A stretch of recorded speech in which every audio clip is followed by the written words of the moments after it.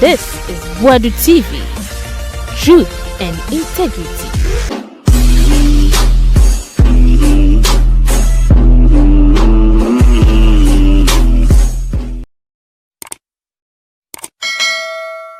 Boadu TV ama munyina kwa banfamba so you best yourself first time and now subscribe yen like and enjoy and comment into mo yewi ani share nana Otu Darko ena ne woka se sesi de akonfo na ne weska wa Ghana ai deles for no na omo mu twitwi scan fetch na omo no mu weska wa Ghana na waka instances make ama instances bi a watch say democracy dey be wo Ghana se na omo ye omo hu amanyomfo ne nya tumia no mudi ensika na ya chiwe ne eja no saa no be wo Ghana ndisi fo na fire pipi fo ni bi nso be fire ewo ni show no aso yete.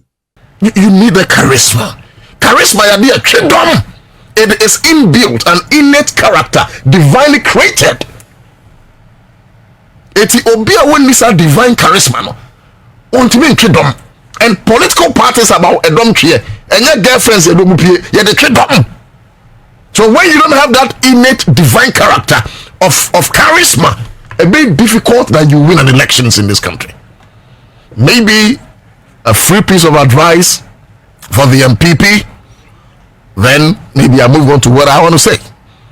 And maybe it's also because there's another MPP character who is opting for the position of chairmanship in the person of Boadu. Maybe I don't know, maybe I spike me say make sense me. But I just say Boadu because you have become a useless party. I'm sorry. Look, hey, I'm to become to free Ghana. Look, MPP has become a useless party. Party who bottom for crunching. And it's because of their leadership. But 90% of the current leadership of MPP. Look, let me see. What is that? In team Yariya Benkwa will defend the outside. Akwatia FM.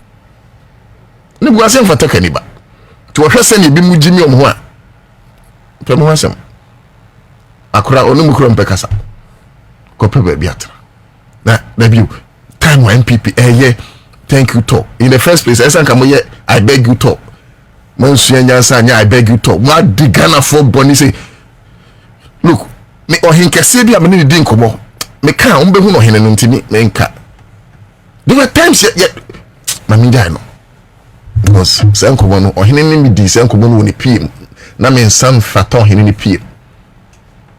We are very great king. Na sense na me kan no se me kape sa president ni bi hu te me nka, but at least I've given a clue, isn't it? And the point I'm making is that me person party MPP ni NDC me person ba kokura begu because one should serve it as a check on the other. Yeah, so MPP go a NDC so nyompe no be NDC go a MPP nyompe no be en consider e benya a third party a we stronger onu so betimi anyini no MPP should serve as a check on NDC should serve as a check on MPP. That is how we build democracy. Into we kura we na we kura we after appointment marking so what done parliament to kasa he has limited the conference of look, it's good to talk but because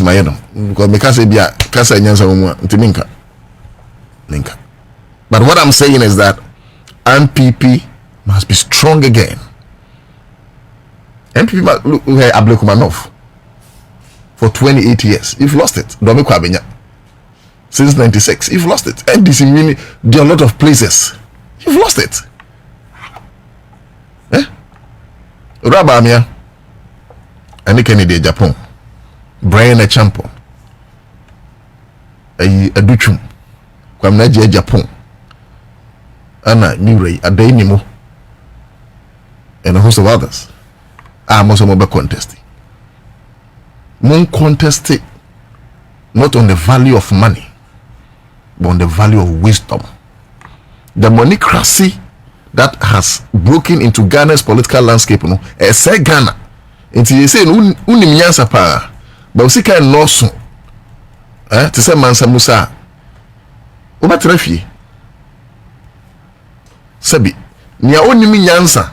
So nisika doso to say Mansa Musa no parliament. It's a wrong path. We should not create that path. And yes, we are going to fill our parliament and very important places in this country, but with armed robbers because they have the money, with money ritualists because they have the money, with those who may have acquired wealth through fraudulent means because they have the money, and that is a sign that democracy is about to die. And it's an appeal to the president. Mr. President, the 100 too many boat to four Uber and Sankrofon, especially Bolt. And maybe they should go to the Minister for Transport and by extension Minister for Communications because of the network involved on the year, you know. Could you imagine, say, Obi Baye Juma be 800 cities the whole day? Na boat to Alphabet 250 cities. They take 28 to 30% adentia omna passenger. Meanwhile, taxi driver no mensu mi gina no a sika na waje no ofa ni nyina mia na mi gina ye. Asema make out say enya network no na eboa ana boat force ya tro boats ada ya tro dimbi a hu a e chese obetimi afa no taxi na ni na munkuru no se mi hu a mia mi gina 30% na be ko boat wo. We appreciate the work of Bolt. We appreciate the work of Uber, all those guys. But I'm saying, say, the way we are cheating Bolt drivers, Uber drivers, and it's suffocating the youth of our country. But they're saying, send me here, Juma, as a Bolt driver. Now, me here, Juma, now watch me 28%. What are they? And as a country, you see, the answer about Sam George didn't say he has proven to be one of the most fantastic ministers under this administration. Over Sam George, I catch the DSTV before say, well, mom up to the 7th of next month. So man say, subscription is what, obey revoke license. I'm talking about leadership. You cannot be charging $29 in Nigeria, equivalent to 300 cedis here, and be charging over 1,200 super premium. What are you talking about?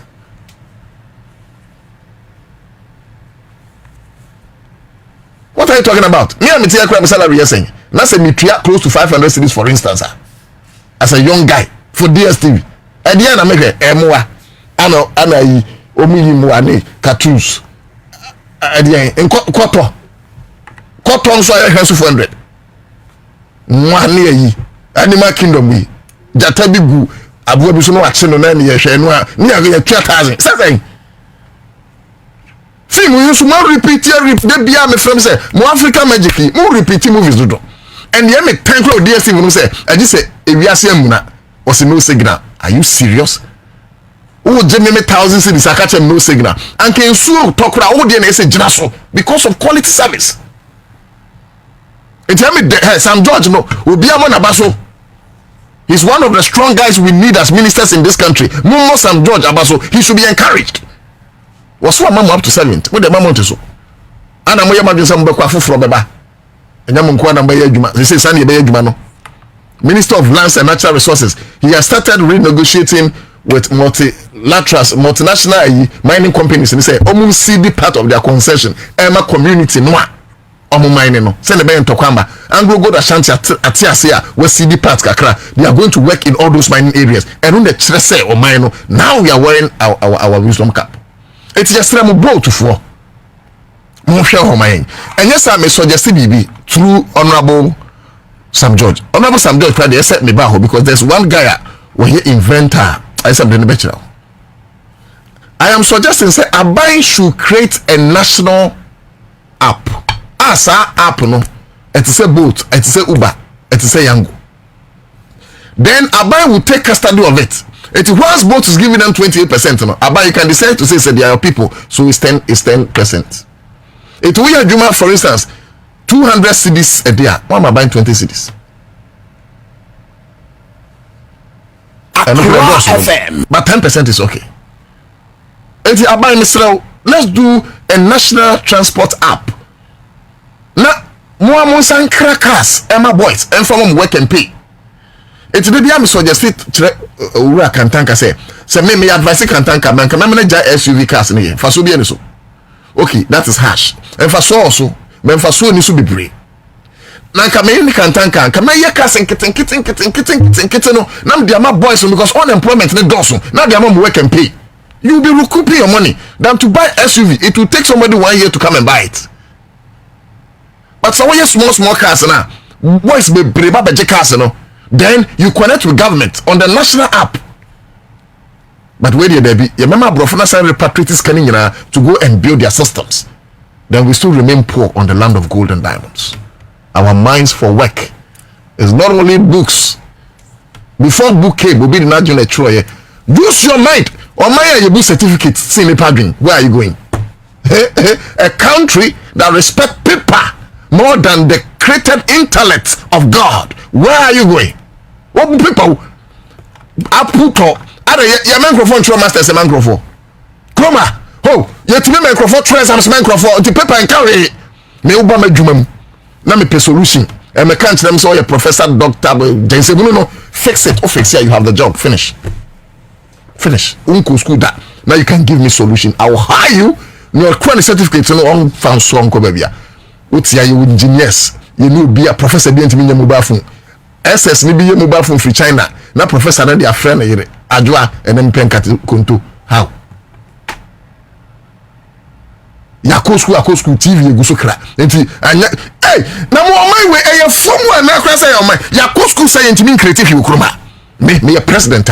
I will create school of electronics. Sa school na nya brofo sam. Okoho ye TV. Yesua fan ye. Yesua iron ye. Uwia enya brofo abetro na de mema first class. Eso timi ye iron man to ade wo first class. Eso timi so TV maneba wo first class. Wo be kan brofo ka. Wo de tro brofo se wan ka ho a unya biam paso. Anyways. And then me back to say something simple to Abai. My honorable to them. And the simple thing na me catch Abai and say Mr. Noah. Then him say adwuma de wo ye. Mr. President, you are doing your best, I'm telling you. You are one of the few presidents I'm supposed to hear, and I'm happy because Oba no wasiaba. Until mistakes be on wa correct, fine. But anka utimi here no man Minister of Communications or Honorable Sam George, mun creating national app. Na your boys name bre. Me didn't know Otu Darko. Na mesremo. Why? Now also because so be adwuma no or the 28% no also man passenger. It was don't passenger nti. Look, even if it will take you $500,000, I mean how much that app is. Even if it take you 500, even if it's $1 million, Mr. Ramon create Ghana for your taxes in Libya. Very well. Abdul Wahab. I said, this is your mind. You can also write book too for the people. Anyway, I've written a book titled Africa in a Wheelchair. If you read that book, you stop thinking how you think. Every leader in Africa need to read that my book. But I don't certificate no. I've written a book, Africa in a Wheelchair. Okay, and that book is doctored by so many people. Honorable Frimpong what in Chubu. I will develop a fabrics. You know, that inventor, or no such ambassador of Palestine to Ghana. The Fatah, no such there are a lot of people. UT Bank, Honorable Kofi Amuabeng, or Chubu. So very important people. Chairman, yes, what I'm saying, he was school and he's still working on. Yes. Now, you throw where you one who say vernacular not allowed. Like, what can Ukurum Kasa say Hausa, say tree, say cry, say brofo, say crobo, say ombabo. But I can't brofo pay na or much our DNA boy and say mama. Let me be someone who say, me, I'm Kasa. Into China as anity. Then I realized they speak Chinese, their own language. Korea, they speak Korean language. Accra FM. Singapore language. Malaysia come Mali. France for come French. Netherlands for come Dutch. What do you say? India for come India Kasa.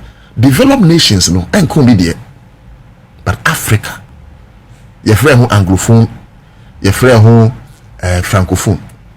Say Francophone for the French. But Francophone Krumua, one more French no.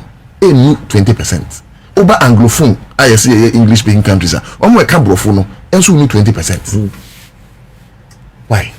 And then Momudi, Yamini, anyway minim se bia na menu aketo abobie otie Aye. baby obi abobie eyo bra panyin David kankan Boadu ni chairman hopeful MPP. hallelujah and then what sparking me what start me engine on I na wotie me kas what me talk so no bia what is me kasa baby down From now dear mente obi for that woman I do buy it me no nsha na wo kan say onyame nhyira wo amen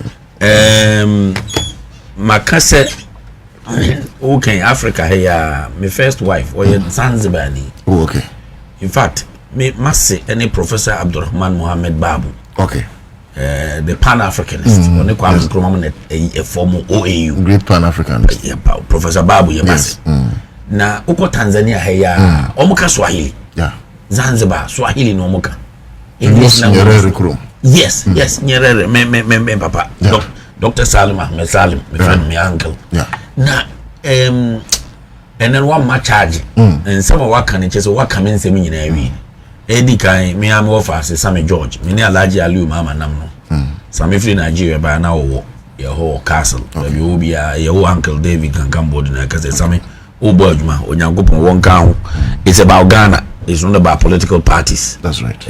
Whichever way, who could have passport, you NDC or MPP, actually Ghanaian. That's right. The Mesoyan Empire maybe said the division Ekusu Kruma due to political affiliations and all that. In the Muma Yen say Ghana for first before we bring in the political parties. Say curriculums no. Ya wukan wasem no. Mobo na ayreho. Non na dibia make say hwe sikafuo kuku damo okruma no one na professor one na ekura sikafuo pa no eye enkrofo a omo ni bre abrabo na onyankopon nhira wo mo so na meka so education no kura no wo educate wo said na wo need spiritual backup my friend your life is finished. That's right. Because akola ketekete na bedroom life ama wo no books nyina makwa akoche wura. That's right. Enti yana say you can't number one your spiritual backup Africa yena nanom nyemo mo jagu ho no se me ka to say me dwane e ko se dem a se me nkonwa edi machi etetemia you will not believe it but me a politician yeah na me na me yabusu apanyini and some waka ni nyina wi na so ye wo bi e ka se krono enye obi adea ye nyina na ye dia. That's right. Na few people hijack nyema no ma ye ne se the solemn they have the solemn right over the country. Ni nyina ya kwaje sibo. Intine say braso say any like-minded people like who like me. Yeah you feel say aye ye nyam rofo nsem no nto. Na ye mfa ye ne de na China for twere boxes. And wo di a craft eco space. Right? Omo twere wo mu na wa twere box pa na da ho. Nsusu no ne they are, I think they are the one of the biggest superpowers in this world today. In Africa still, ye slaves will be in Cameroon. Nyansa nyankopon di amano no. Onka hu bi. And na me call one of your sister stations and I make come say, adwene mu ane de utimu na umfa nko school no. Sa ya nyankopon de ma no. Sa adwene na ade ko school be ye doctor. Wo na wonti ye wo no na wonti school dem wodinyini efa sa adwene ne dinyini ansa na wo de ko school dem na wo school dem ba na wo be ka se sa adwene na ne kura wo no eye illiterate wow obi nko school dem da ye so wo ye illiterate na wo tenase na se wo bi ewu ti se buruni na aye nipa ukasa obi ko obi university sesia ni nuanu mo frifie ba ko na won ko university they don't have respect for them as I say sisa na me ba ya mama ni tia MPP eyekuya me papa oni GH mensanom aro frimpom manso me papa Kodwo Asabre lawyer Kodwo Smith janso Bruce nom sa cruise no yeah, now Rollins from dissidents. You can almost start a non-alliance movement. And non-alliance now be create GDM, which was Ghana Democratic Movement.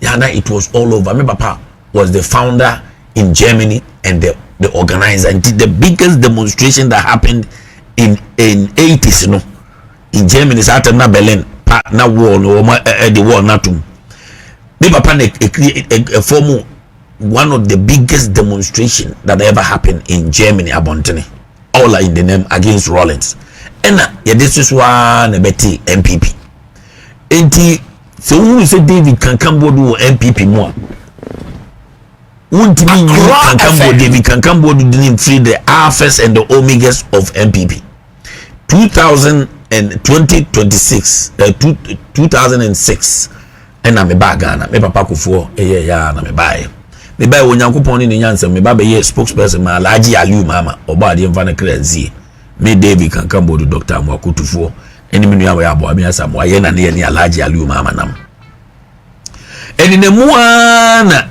me banana do danko akufo ado e ba be di akonwa ba bia me na nam oti ofure panyin wo bia oyene bo mwasema wo ye wona David Kankambodu kusi Boadu tano dumase David Kankambodu na ekasai ya say baby a party edru no me who say MPP go into relegation we were heading towards baby a CPP wo na wrong makasa say we bebre me kan okure this is MPP than the pressure group exactly ko baby a CPP wo na ntia me ni abreso no say 2016 NDC for ena omo ankwa ankoto aba ma President John Dramani Mahama okay ena ema President Kufuado bae fast forward 2024 MPP for na ankoto aba in the name of President Kufuado the omo ka kire me in the name of President Kufuado ena ama Dr. Baumia ni MPP ya ama power ebi so tutia ba yes sir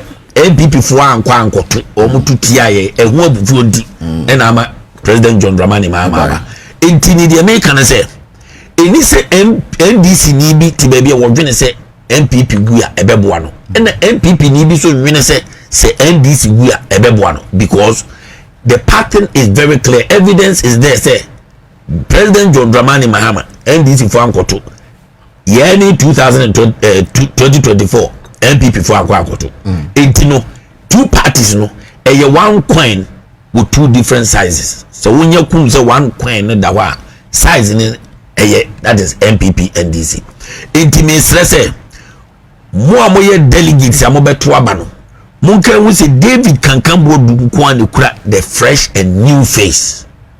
New face ya uko around the leadership around Ghana obiere ni wa wo bibi katia David Kankambodu say why me say uko ha yesi ni di campaign kama wenum onfamra wa mfama ena party ni yentimi campaign ni a lot of complaints are minya ne ba ha menum asem ye tete party no especially the chairman of the party election ebe kono it must be David Kankambodu ya oye penyini the alpha and the omega of MPP.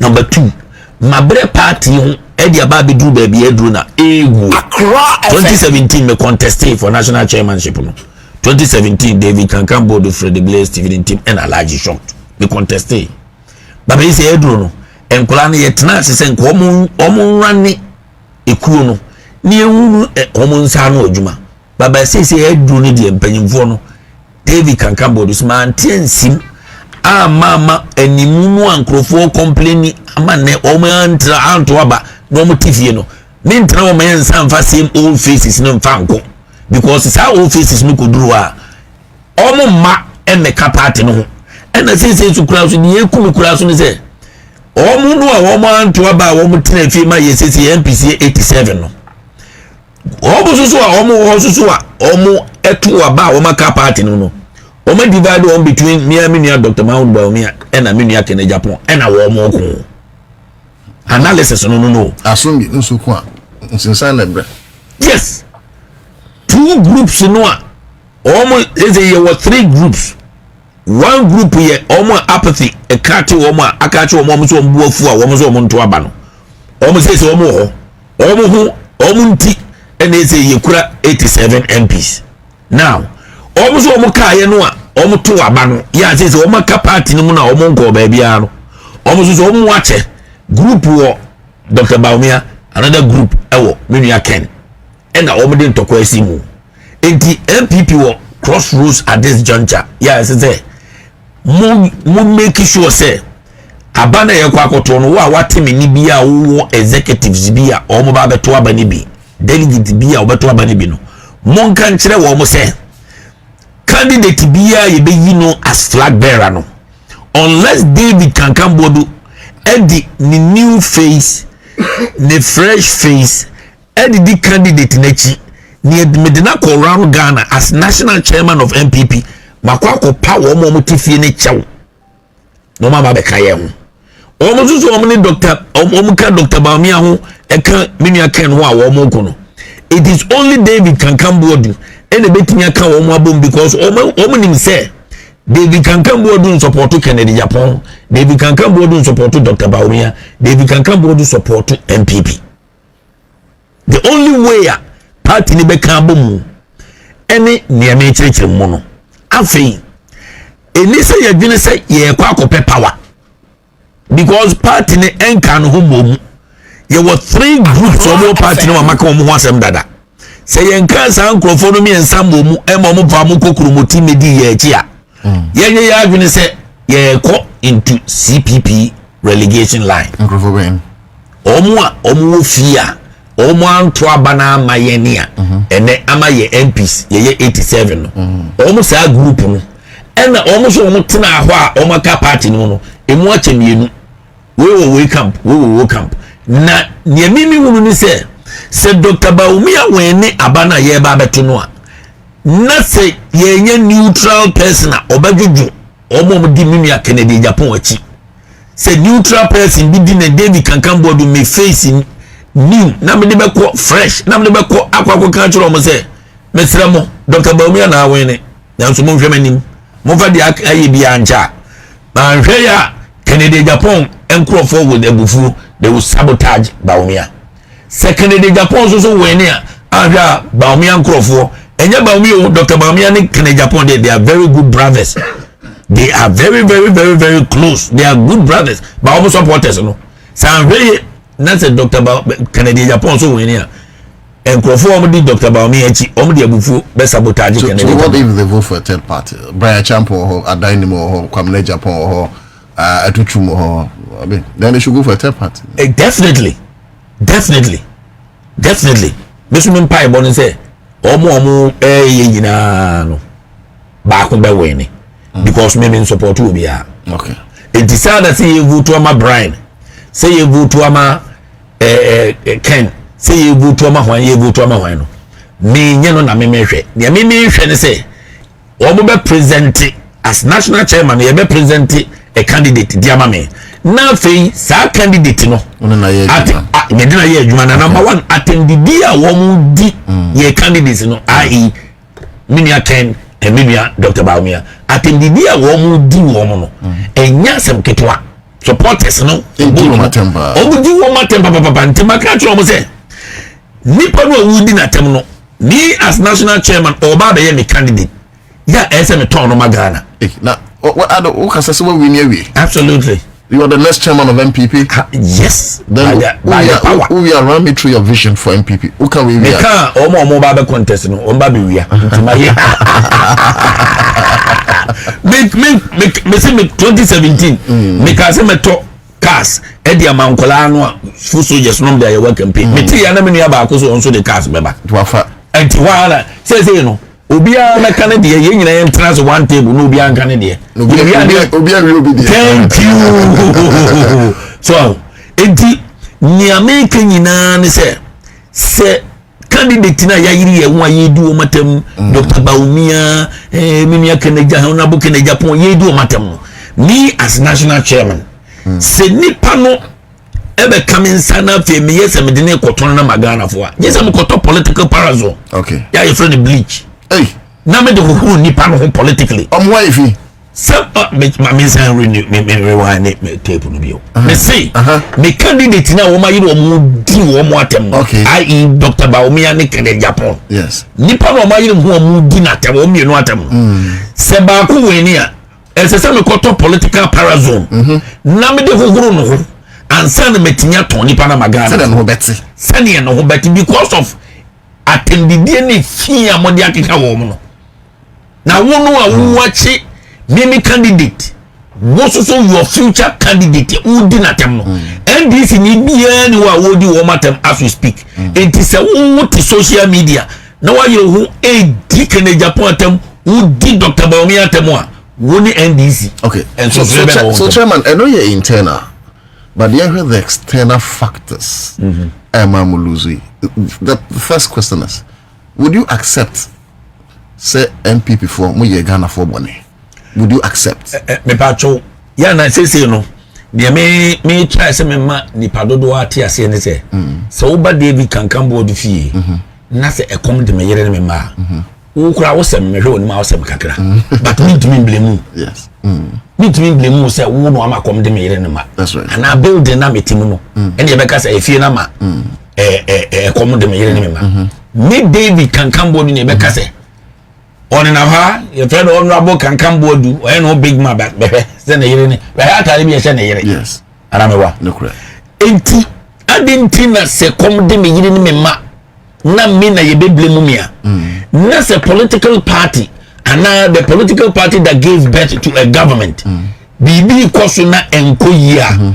Ye blame political party no actually the NPP just a letter no. Na ye leader no ye blame no. Me pamcho me bisa. Of course, because leader no came to the scene on political wings. Thank you. In as much as you will leader, you see MPP and the leadership are inseparable. John Dramani Mahama and NDC leadership are inseparable. Even though you say your party stance and your government machinery stance, and then say John Dramani Mahama ye BB na nkoyi they will blame NDC. Say Nana Danko Akufo-Addo be here adia enye na mto abeti MPP. Eno na make say me feel say a communication blunder. You can be say name and shaming. But if not answered my question. Manubusu na wodi we be say they will blame NDC. Okay. I'm telling you on authority. Say MPP give birth to a political to a government. Yes. Yeah, friend Nana Danko Akufo-Addo government. That's right. But yenka say MPP government you. Yes, Nana Akufo-Addo's government. Nana Akufo-Addo's government. Now, adinti ena say part government no or ye bibi na affected party no any Ghanaians. Okay, political party na den buy no. Ebi a won hwe wo government to the whole wealth of Ghana and kura President Akufo-Addo. Now, so one hwe party for anhwe Ghana for you shouldn't blame MPP party. Nipa no na say boni din say Akufo-Addo's leadership cause us this problem. You be blame no, but it won't even so nyim home free because here come no on the ballot now paper near the man no. You who Nana Akufo-Addo and you who MPP also no. And you who John Dramani Mahama and you who NDC Chinye no. Both went together. They work in tandem. It's yantu abana ama enipa pe yesan tuma symbol no. It is say nipa no anya dia the symbol no so can was it is a woman we pa. I will not interrupt you. The government. Okay. The government is in charge of state affairs. That's right. Being run by the CEO Nana Danko Akufo-Addo. That's right. Enti se bibi call wrong e Koko board they will not go and arrest President John Dramani Mahama because he is the president. They will arrest the CEO of Koko board. Now Akufo-Addo and Nana Woye in charge of the government should have taken care of that party roots, grassroots and Ghanaians. And I say a fault to Aba. You blame Akufo-Addo. That is number one. Number two, the political party MPP no. Omo grassroots complaining about the party. Stephen Ayensu in team. And I in charge of MPP party. Enti me make nyina say you can see you blame MPP as the entity. Me David kankan Boadu. Patrol ye ba man ko President Akufo-Addo fieda. Number two, me can won a party yet you. But apoto yo akra no wo bra panyini. Me nyi do party I was at castle with the Alhaji Alu Mama. From that time even till now. Send them to go ye wa by mo. But till now apoto yo akra no me David kankan Boadu. Ye de be ma say nka fa supply chop bar. Na nkrofo ntwum makoni akaka duro mfani nkwa akra. Me ga bi da. Enti ade na me meti me be adi. Na se President Akufo-Addo ni Stephen Ayensu team aye mistake ya. You can say MPP na ye de me ka. Anything na me play me. The honorable chairman, I think that me can maintain line of submission as you make a very fair point. Let me be fair to you. Thank you, brother. Because then, of course, if you are not part of government machinery, that's a government failure. OMPP is okay. Thank you. But the other half, I'm saying, when you first say bidiako, is a bidiasa. And a day I feel the fee, my once in a buy. So certainly there will always be that person who affect the lot.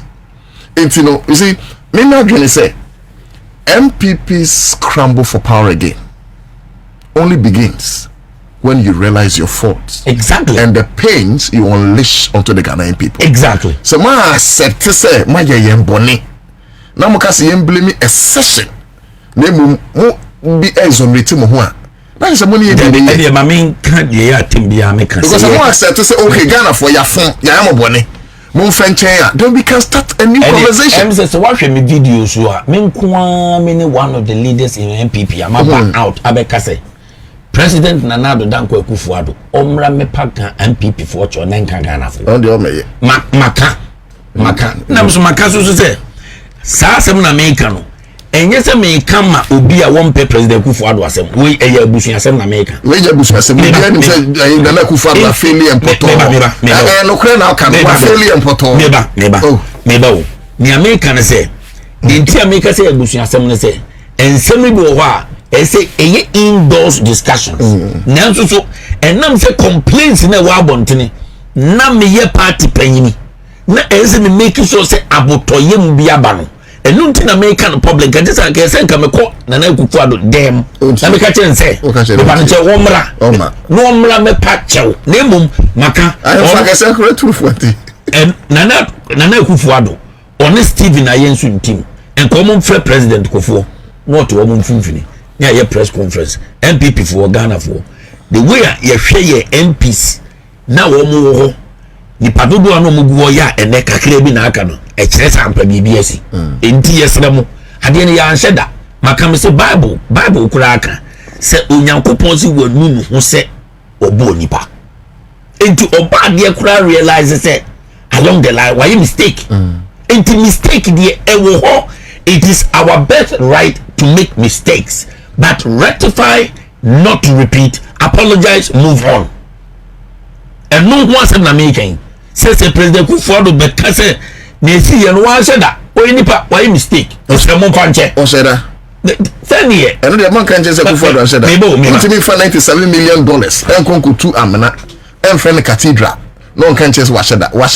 Which be for $2 million. And castle my sky train. Na sky train na ma ni sika so ama wash want me engage in SML deal. There are a lot of evil. Meba. Look at the state plunder. Say Nikazio say no wafa say a former minister of finance or the saying Kuntun Furiata. We are the state SIC insurance is about nyina na dey enterprise insurance. International bond Kojebesia, you've made data bank the transactional advisor in the country. Unim say a clear conflict of interest. Now I say you say we to transfer 52 billion Ghana cedis every Ghana commercial bank to unknown source. And bonne de maya in bebre ultimate don saben kum kasha him for say I'm sorry. Hey, how? Ne ten say bonne de maya mo into one. You can't oforia tasema says he said OSP ehiano. Oba bedru na nasem no wura court na nkirekire mu ba na efane ne guilty a na de wo kan betumi aka say when they say here de we call accusation ana me bo say de transaction but say ye de ne nyam fa no court ana on just say by me so obi be ka kire me say o brother kedwa ya wo CTFM we na on fa no court thank you intino ne de betumi aka say ye mesremo Mummy and Fanto na umfria buchi de mla na oba bedu nye de ne court ye fa na guilty then we can say he's done chairmanship ready oba chairman I have because me have always said say omo holi nyampa mu bia because om na egu MPP so when you become the next chairman of MPP I don't have a challenge but my question is say what new thing at the fufro ben ana mo ba be ya magana 40 SSN because you 8 years reign boni ya mu di okruma nka ho Loka wana yoya. But I say me loka. When you uncle di ukruma. Yes. How do you convince us a mensan ko jina bam na mensan to abama? Ah, Juma Papa John Dramani Mahama start here. No correct. and Brad John baby I will be no and nothing no do no Bible we mistake a crabby I won't yes but the tell say maybe momo dear I may catch okay send me can say mini about we will question a friend NDC presenter ya no share Akutale but me no clear that ultimate me report no you catch them na say don't get so person president ni ade but me dey no me try say me fie dey na me hye wi na afi o ma ye ready na me no mo na eja me so me pese chairmanship no me nsaka na me NDC fo ka ye ho bom na ye jai say ye to aba ye kum innocent ye supporters yekum omu wia na adadi afi biara yekum ye nkrofo sade no me pese na me nua se edwon hwe no one ese du nketi ahwe omu ntem this is what we must think about.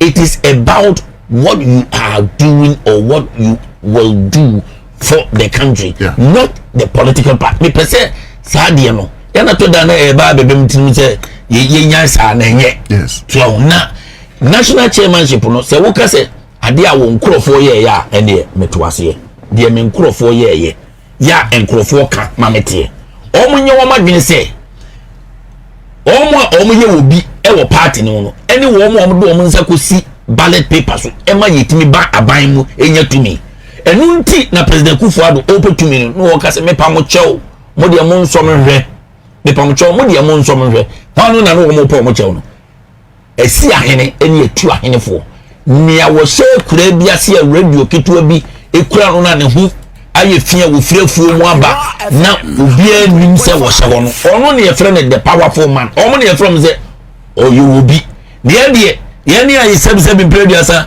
ye tie 4x4 mu ye ne nam Dubai ni sa no ye nya obi a o ye temporal position ye de amaye onkrofo ndo mu ni ni sa o nti na me se mo nto aba ne mame na me make sure se me di chairman ni secret mu a me go around the whole Ghana. Okay. Na makwa patchew. Ebu nkotodwe. Esu na mesu. Wo be ka me ho adi machi wo a woti wei. Na no Otu Darko. Na no Otu Darko pia be ma. Wo be ka me ho adi machi. Nam say yem pese MPP ni begu ama NDC for arane the country with anyhow say power. Na yakọ around Ghana. Ni yakọ power mu chew say yesremu the ACB no mesremo kankan Boadu na aba won de me de manim me pamcho mu se obia menye obia boni o maka me se aboa na ntwie na furu eso chen me aboa na ntwie eso wo 4 compartments ba na ntwie wo didi eda ma de ye chi sa anya bidi nti nia wo bo na ntwie ama na furu so chen me no se wo ma aboa na ntwie timi didi eda sore sa ko di biodia adinti na se me prem ho abrabom ni odin bae no obema meduane edi mehwe na ntwie mehwe aso no na bia hwe no enti monto abano mfama David kankan Boadu wotia monka nkyere mu nuanom monko kan kyere wo mo ehia ya wo abeto aba for especially the chairmanship na wo mo se wo mo ba be contesting na obi anim aba abontene da party ni say o mu hia fresh face animu a assembly ani ho ese David kankan Boadu na yenko na wo mo nto aba na mame na mintimi mfa MPP enkabo mumra maka se party ni nya ne na gina so a me resign. Okay. Me passam. Me whom election as the battle of the Boadus. That is how I'll title your coming battle, the battle of the Boadus for the chairmanship, because I see Yivra Kankan Boadu and I see John Boadu. Is John Boadu a threat to you? Oh, not that. Oh, you mean yakitwa? Politically, no, I mean politically, not. Politically, he's my grandson. Ah, John Boadu, your grandson. Na baby, I'm a free. John Boadu, 1984. You chi GH Mensa. You GH Mensa no visa. You GH Mensa free Canada. Na me nuya John Boadu no visa. So your grandson politically? Me say you nana GH Mensa. You ni ye party man 45 Landers Road Eastern. John Boadu no visa. I'm London na ne. Ye ku dita ni ye pese ye tu JJ Rollins e omukum jiwa no na John Boadu ene ho na efe onfie kwani me say obi antimi nkan kire David ono a John so nim say ye ka the alphas and the omegas of MPP onim say ni nua panyi David kankan Boadu ontim but me no enam say din na me ye Okay. Me friend me Anwene Pankasa. Me yidin. That's right. Din na me ye say me kase me bie ma no akasa is a bomb. Okay. Na bomb with wisdom. Na me nkasa se me ka say ye party no mo turn into boxing association. Until I decided say me so na me pe white she. De bia me ka. Na me kwa asore me bible she motom na me du be na nkola etutu futuru. No mo din futuru di agora. Na me kwa asore no. Na me di matali fita akofa ba bi omo tutu futuru. Ma bitu bi egu matali. It was no MPP nkwane a political party. Maka and I'm always going to repeat it. MPP nkwane political party. It me plane with all the strategies near power. You really about the power no near brutally near go back into opposition. Akwatia say would operate ABC NDC masama making Ghanaian character. You bet na say yes wo mini aketua. E hu say gold bi shemuha. Bruni bi na beto yen konko wia. Ni atena say 6 years ni a plan. You be kwa fa gold successfully near the aba. Ya ba betena say aye eche no. Ghanaian character na make no. Ni di ntokwa sim. Na police fo abeche yen. Na boy. Na ya ji gold no dey the corner aside the akotum. Wo dey say ABC NDC. ABC is a Ghanaian thing. Ombe President John Dramani mam ombe ma papa na djuma wo peso ye nyina no. But at the end we have so much wealth. Why are we always fighting over little? Greed. MPP NDC Ghanaian character onu na mo a debia wo se ehia no debia obeka se ehia no obeye se ehia no se be ya wo kura obeto bia me na di because on pese oba be bon bosia me tu NDC fuofu se mo pese mo aban no enkoso na muntimi entina yia mo hwe mo fu soldiers na zeze kura do be ya yeso NPP fu on buofo no mo to wo mo monto mo amon krofo ente se be wi I have some mote.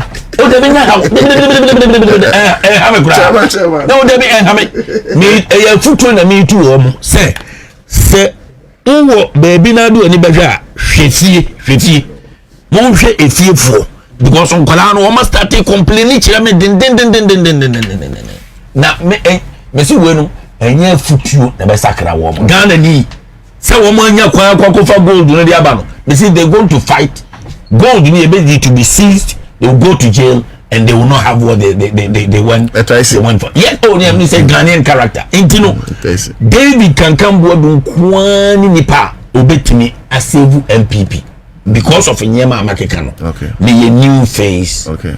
Me kura ho brase. That's a go for my message so you unify. Absolutely maka me say David can come Boadu me slogan back on no.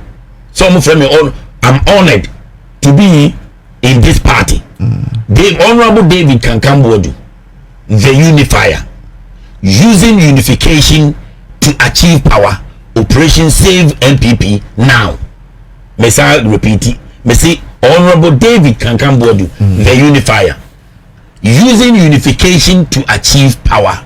Operation Save MPP now. Let's just say me yenkabo munini na me dinkabo mu na eba abepetumi. Sabi ye gina mi ese se MPP ne ye gina nwa efi se maka ye maame no a wo ye MPP no a enam no so nipa bibribe abeye yie MPP ana awo me papa die ewu okufo awo mi ameba na nado danko ekufo ado awo ebusua ni nyina awo David kanka obi abebo ni dibia MPP na wo ye. Okay. Now no me MPP me maame ne da koma no me nya me maame ne ho enkonko support ne baby me support me mami MPP. Yeah, Wadakoma. I am completely neutral. I am the fresh face, and my intention is to make sure MPP and it's the unifier. David can come. Last question. Maybe I'm take final words. Okay, maybe MPP free because of our history with MPP. Na dubu ahemo, arone sekumo, penyufu akikaho. You know, now we say MPP are now 137 seats in Parliament. 87. One more pie so be Akwatia. And Akwatia so easy because of my train crime. I pick you be one mama say money other guys in one contest. Okay, BB say to the BB or to abano. It is either say MPP be maintain 87 or ebi obenya 88.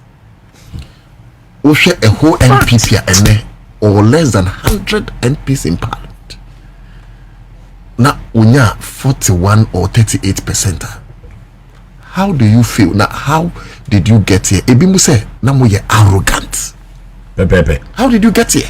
Yes say nkrofo ka Ghana for do mo pen kro menuanom.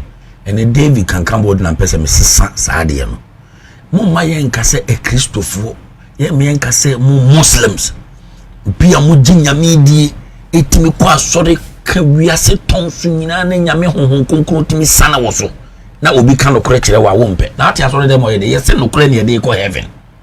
Wo ka no kore di no kore kire nyame, kire wo nua. Eno ne de ko heaven. But who ka sape ye se chairman wo no kura wo ka de ne nkrofo no montomo mesremu monwini MPP party no ye mimi aketo eken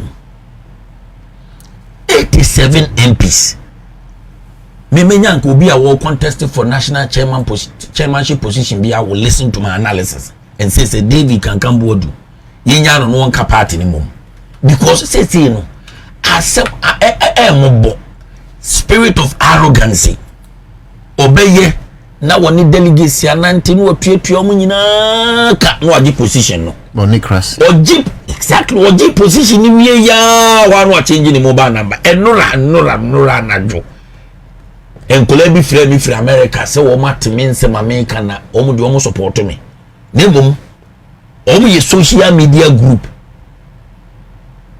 sika wo mo bo so beje film omo de support me am si bo ja apoto yo akura mi nyibi but ye kase be toni ama nkrofo we ya obi e kase mo na mo ka nyam na meka so mo ye hijackers oba no abetua no hijack party no se mo ma ye nya se ye on enyema bibibi delegate system pay for power arrogancy me catch the wo mo to de ko social media but David can come board share Google now be who say me can 2020 say MPP so yeah one changing leader yeah changing leadership style we will go into opposition 2024 after me say na me say you are going to break the party instead of the 8 make cut to hold that enti nyame sire ye nyina ne say no Ghana needs these two political parties enti mumma sa ehunu ntina mumu na monka say David kankan Boadu nsema wo ka no eno ne betimi save party no na se me under my national chairmanship obi ameti se wo ye wo arrogant yampino ebre na so se sa nyama ne ye yi free party ni mu because nipa no wo no koto aba ma wo ba ye boss no o ye arrogant over them so if you say ultimate standing the heat get out of the kitchen. Make sure your phone is on. Very well. Pick your phone calls. The last words to delegates. Delegates. Mesramo. Eyemo unifier. Ubia maybe use unification and the achieve power. Now at this juncture, satimi ya yimumu no MPP mu nyina mu nim se ye ni party bia ya say no ye kura mu apart from say ye nya unity a. Na me na medical kan kire mo say ni David kankan Boadu ni su ene me ban eye ade a awo ho se ebema MPP ku no enya ne na agina so na yaba ma enkola ku school akodi di free na ye di national health insurance yaba ama obi jare obetimi akwa no ama oba akora no onyem sa abra na ewo okowo a oni sika na yakoton ntima MPP ye de be yi sa ade ni firo party we ho asem na America no na se yetenase na ye adwene se media mebu afu ni omo ye no ono so ba asa na obeye mepa mo chew obi nkodi mako bolga e ma me ntran kran enhuhuma no ne woni pakoro ye no ntina me kan so obi ya ade a moma ye mfa ade na ye ne entagi nipa no dini okay nti mesremo mu ebre ne bedura mesa ba monim biu abesremo se monto aba no mfa ma David kankan Boadu na eha na MPP sunsun ewo that's it me na metimi agikuyo no me use unification to achieve power operation be kama ho ni save MPP now Honorable Kankan Boadu MPP's national chairman hopeful. Thank you for by-elections, Basso. And of course, by-elections now, Basso, no? Two great figures from MPP, from NDC, and Omopre. Accra FM. Na paying for say senior we and ibi hu Charlie. Entino he say ye ne Yurabuachi Yado, former member of parliament NDC. Ebedin komo ye ko ye nim na ho no a ye be through bi. Oh na ye disa enkomo no. Entino okay, you go so a ye puso ho ba no say ibetimi anya o. Me no ka say Minial Hassan Sakra Abeka Yensa or communications Guruma NDC Amanyuku Hassan bin Abdullah adjoining Sanso Anna Aye Godwin Osi Minimiso Person or saying about Osi their Facebook or also adjoining Ebeneza Mokhtar and so okay Sanso Anna Andy Moles bro Andy Waha. Now Ebenezer, baby aboko there, one fantastic guy, ardent listener. Baby I will be amichao, amishra. Ni andimo listening. Uyibo Boating, lazy genius. I see you. Kwejwasari. And so ewaha. Musa Abatwa. Ava Usu Ansa ajoenie. Afi Parakwesi Boadu ewaha. Ni Lati. It's also here on Facebook. Yakini kadiri. Yakini. And then the Saturday class. Why had it? Me tunka je Yakini. But why are they pa? Okay. Shukura Sani Akime is also here with us. Parakwesi Boadu is here. Francis Boatino say I see you on Facebook. Eric Derry, Abdul Wahab, Richard Darko, Atanga Kurigo, Akrigu ben Mamele Kulima Kurugu. And the MP for the Mukabenya. Fantastic job you're doing. Baby, I will be a chair. Fantastic MC. Yeah, Edmond Agbo, Ga East Municipality. David First is also here.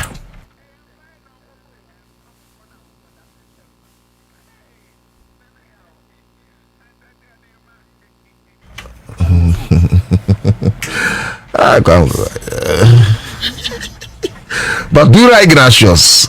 Thank you. Okay. Me kwa so na me honorable Boachi Yadom.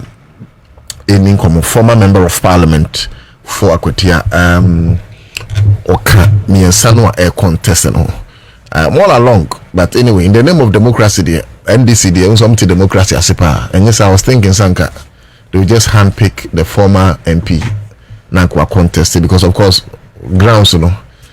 On what building grounds, cemented grounds, a lot of things are now. Anyway, that's my opinion. But NDC FM is more of a citadel of democracy. So of course, Omemo will be a Kenya, no so a contest. And yes, idea. So Kamia and me take a decision there because then it's done so much for Akwatia. And my opportunity creating a interview here from Brazil, send me on make I was thinking say honorable Boachi Yadom should have been handpicked. But like I said, NDC is a citadel of democracy. And we say don't get mumuni minyansa until you makano say nyina yidiso. Honorable Yemo Wakwaba empom to say. And you so many abema na pay there about the ade ache yan mo ye pa. Me ba chomo muti o Facebook nso e don have picture ato Facebook. Into ba obetumi abehu uraye ne no ekasa former MP na Akwatia was contesting primary scene na onyakwanya ono nso represent the people of Akwatia ewo emrashe bedwam odu Facebook nso ana wa share amayin honorable na grounds to say against primary scene na input date no ene niema esi hu fa primary scene no betimi abo enchirem kakra yen sha sen free yo me dey kan me ma chepo na so anape memo bia me chechi obi bia na akenya wa me anape chen san komo yi preparation ma me wa ka me best step akọ other communities now to engage the branch executives no being the delegate it's say emre eni mo mayensa enene china etwomu a Monday na yakoto bano nti grants there eyara betimi aka say adwuma amaye na ebedi me ho adanse ama abaye kotwe no delegate no betan epiame na metimi akoto amenyima pa na meye enti egusuara na ma rehemu say based on project and adwuma me as opposition MP in the 8th parliament on be boamen maba etan say afi the party no government very well and this so formally no adwuma na meye na no na any DC any president in government nti na me won party no abamo dia na me adom no mo pia me a nyuma na afa na me be na mo empanyifo se prekunam yedi ne show nti wabo nyuma so ide ma yante se nyuma nim free ho kran sa na akọ different place enyuma ben sa na opposition as MP because I know say so your opposition MP Sanya Ghana your politics here no difficult so beti manyam punto nyuma especially when DC and MC in free wamanyukum president no so enye ebia father because then you belong to a different political party that is in opposition. FM enema ben sa na utimi ye in your reign as MP and how are you able to achieve that? Being free Akwatia. Akwatia being the capital, district capital, and Mako outside Akwatia. The Bayer MP. During the campaign time, Mr. Share electric not a box. Now have to make sure that you have more office. The status as money. Now, Okata would depend only solely common fund. Beba na when the beer. When you might be catch it. Because when we say a common fund, no, about quarterly, every 3 months. Now, 3 months, no, clear by 100%, or assembly, and move 5%. And as a MP fund, put me the Juma. Okay. So let's assume say 100 Ghana cedis, maybe we move 5 cedis, and I'm the Bay Juma. Into my train, say common fund, Beba, and Sana, at a Juma say. Because the common fund, no, and a mark of forthcoming. Because a second quarter prana, first quarter nemaye. So Baswati. Okay, Mr. Say project I measure say no yama minimum. A war of Boadu market, Akwatia. We shall mobile. As I say, your campaign, the core market or not a 1 year. Amutia, near Patania, idea to say, not a nephew. Until I hear shed over 200 sheds. Eddie Ama, Yama Menoma, and Nelba Quadum, Marketa. A hotel, Ewo, Omudija, and so to a year showma, and Kamo, Omudijama, market wire, come. Yeah, Akwatia, Akwadum market. Oba Akwatia GCD hospital. GCD hospital, a hospital emergency block with 20 beds. Okay. I'm commissioning that project, of last year, 19th November. 2024 and now a GCD block there were emergency block my commission and operationalized patients near the doctors and nurses now Coco Alafia so I had their background a CFA had their mom community and also I was to be a friend say electoral area.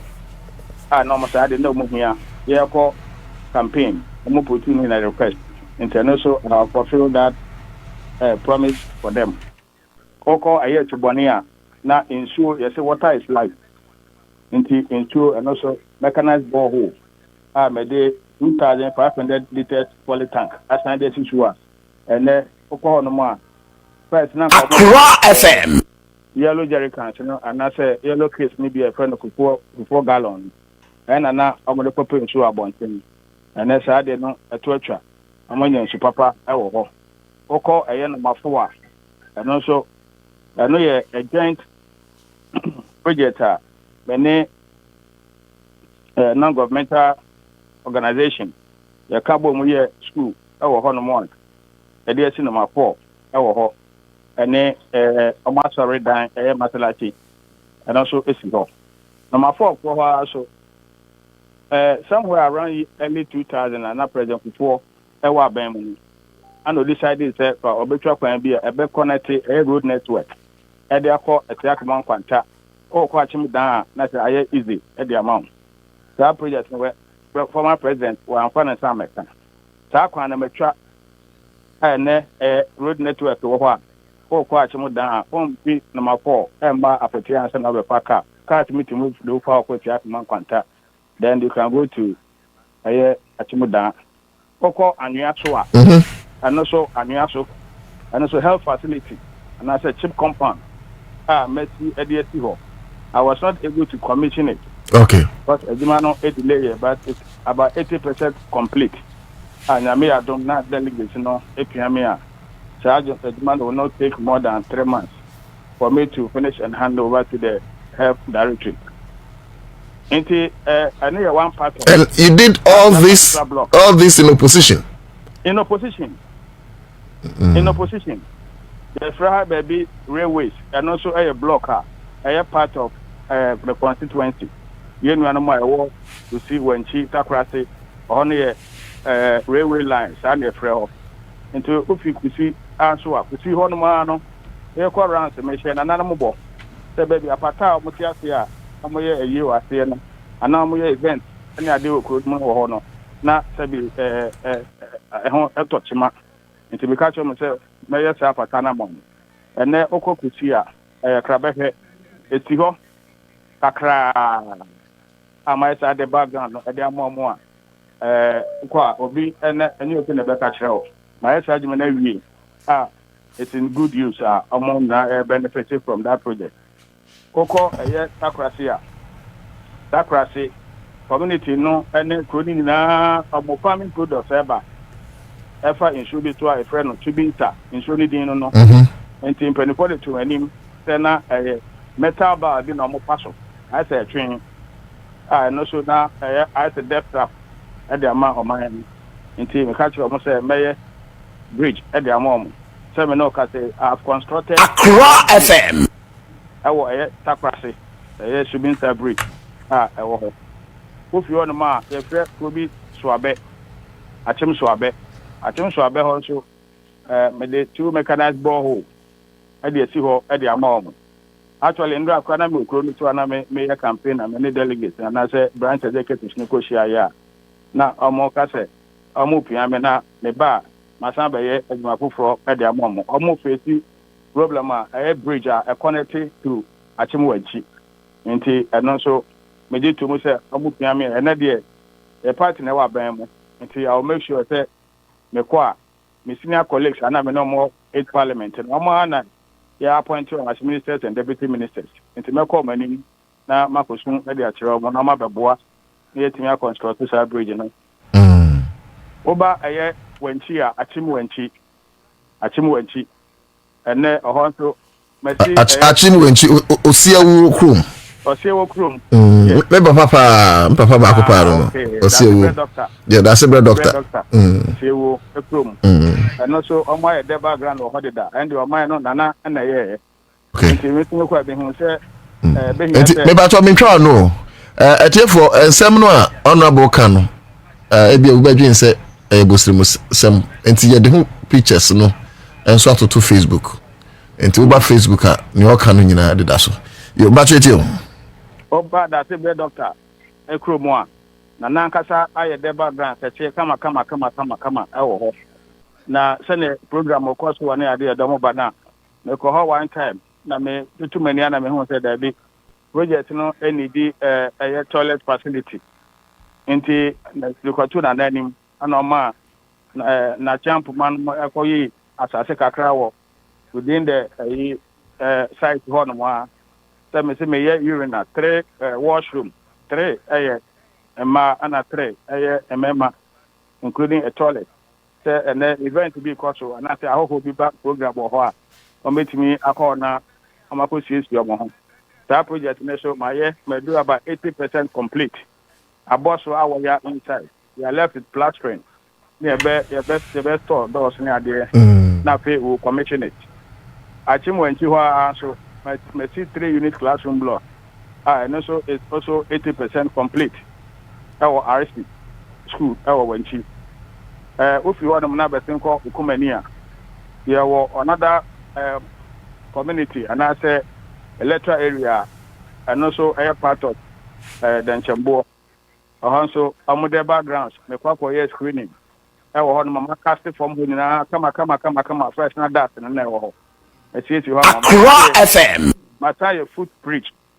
I will come any hold more. Wow.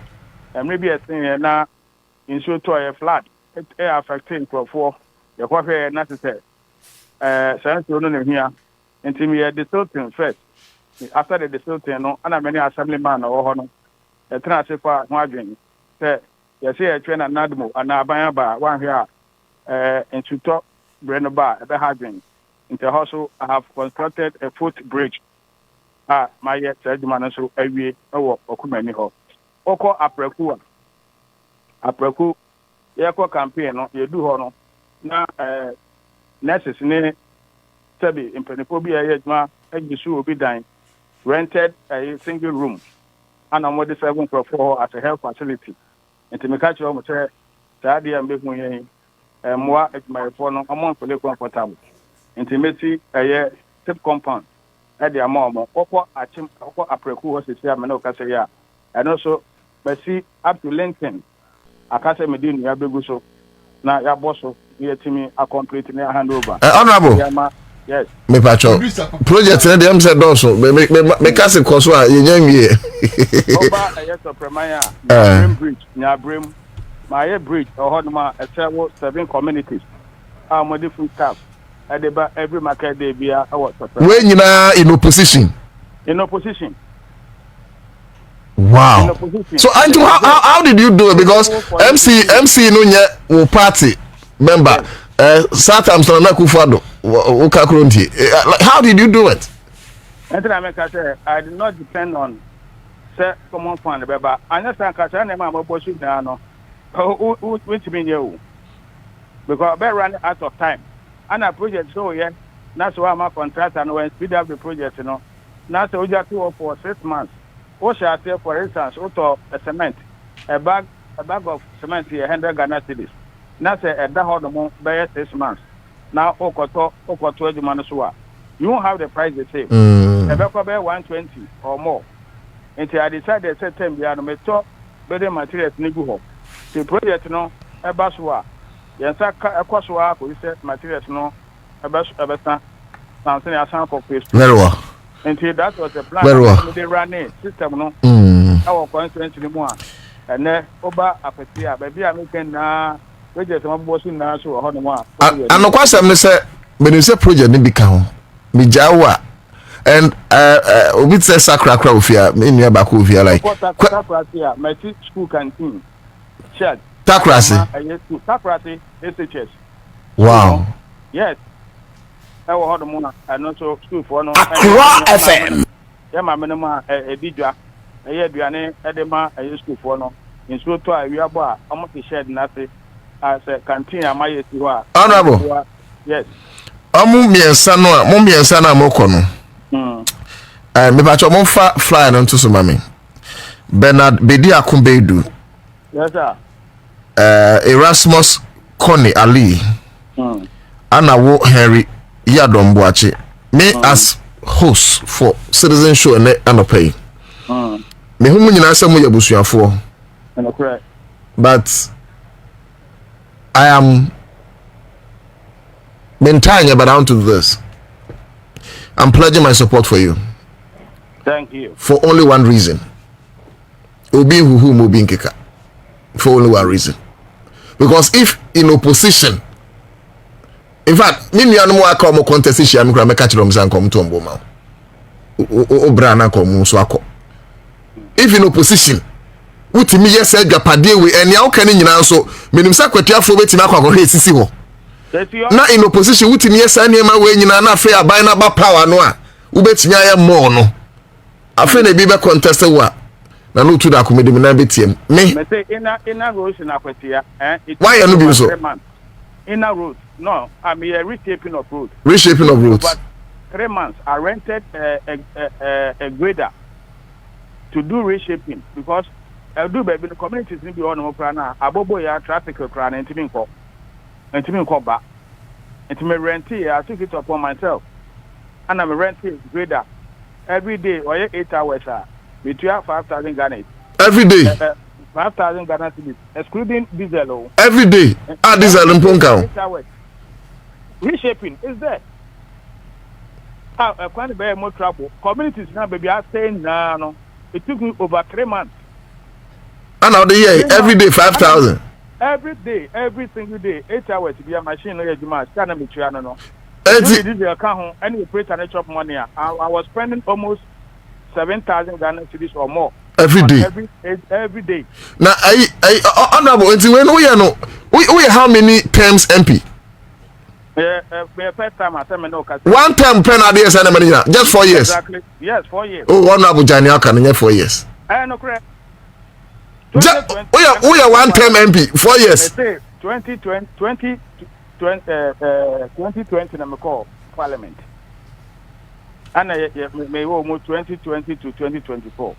Wow. 4 years. 4 years. Yes. As a first timer. And out to me in opposition. Me a back bencher. In opposition. FM. Yes, in opposition. I have pledged my support for you. And as every time I'm met us, I'll make sure say. Now social intervention. I'll have you in my case. Interventions by Bubosu na ye fancy. On say constituency no oba in education, you know, I have supported and I sponsored because me initiative a program scholarship scheme I me create here or my office. Every term will be both basic schools and tertiary schools, you know, me support them financially. And tertiary for mobile, I'm going form by fees, you know, be on here, you see almost 60%. And to me, 60%, I know my job 40%, and I'm my parents, you know. And I've done that since I assumed office as MP at that time.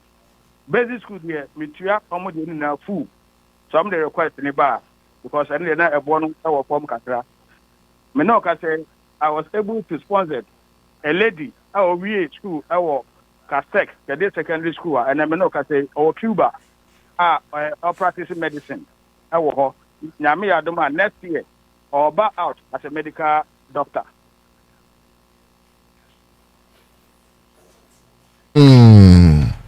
Very well. Now, honorable notice of poll here, not just order number 3. Yes, I see how. I see how. I did be out there soon, baby. I did be out there. I did be out there. Honorable, I know the ampo. I did be out there. Lumba crowd the volume. Or some more near the park was anyway, but my third coming of the rate of MP people. Great. Let me call here 2020 and then about 2024. Yeah. And I about 2025. Pay for class me and Nabus when we call them prince. Exactly. Now, Mr. Odi, some picture to Sumami. Osha Omwa notice of poll no so ka ho a uni anamo aka. Omu hwan na ye personal lawyer.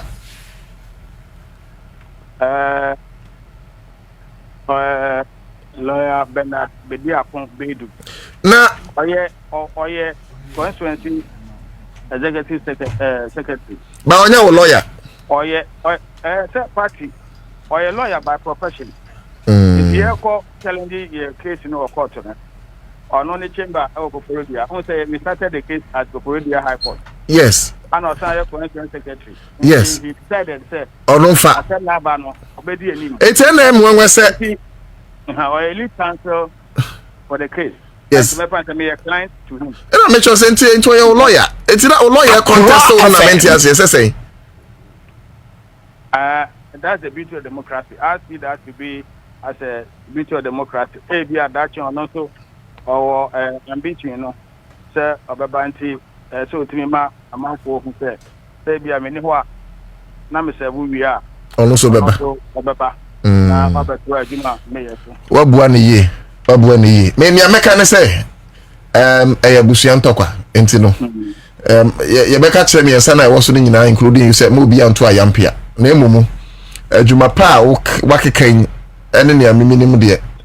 anytime I met Nancy Biano, I'll pledge my support for you. And yes, I mean, you know, my time for, but I may know, me name how to be neutral. It's either yes or no. It's either the truth or it's a lie. And me truth, and then they say you deserve another term, because even opposition, who to me yes, I name win not when the president is your president, and now for no. And no more two or more parliament to seniors, it be require ministerial position. You can lobby and bring a lot of development to Akwatia. Exactly. And you know, I'm for you. Last words. Say security services. Na mebunu obia pese oye police officer, oye fire officer, oye wen maintain one as an MP in the 8th parliament. But mebunu mako 11. Okay. And it's on record. And yeah, put two or more. You're on duty almost every Ghana mine. Ain't it? May say delegates, no. But maybe I not say me on me 8 p.m. there for you. And then you are bam. Me American now, so me your position, man, not slot. And you say the slot, na man, me say, na fa kokopa me bu na fa bobra. My own links, and also with the support of Nkwalano to our apply will be now doing the summary sheet report no ba na me DHA. But what I say? If I try. Na me adu me na ba ban mo. Na say European water no. And I say aban yes or recruitment. His Excellency John Dramani Mahama. Or any thank you to our appeal man temo kokodia. Or stand exactly to use Nikobi. Or can I say about the regional recruitment? Into me qua press, my mom now swanty, saying I may adoma. Yeah, I'm pushing me down my quad. No position, put them at 11, a coy. I say, you are Ben Moody. My quack lobby, and when you're more. Oh, Honorable, Yakubu Shroud. Now, if there's any assurance I can give you, prepare. Why prepare? We are next PC for NDC in Akwatia. Now, by extension, while representing Akwatia in Parliament. FM.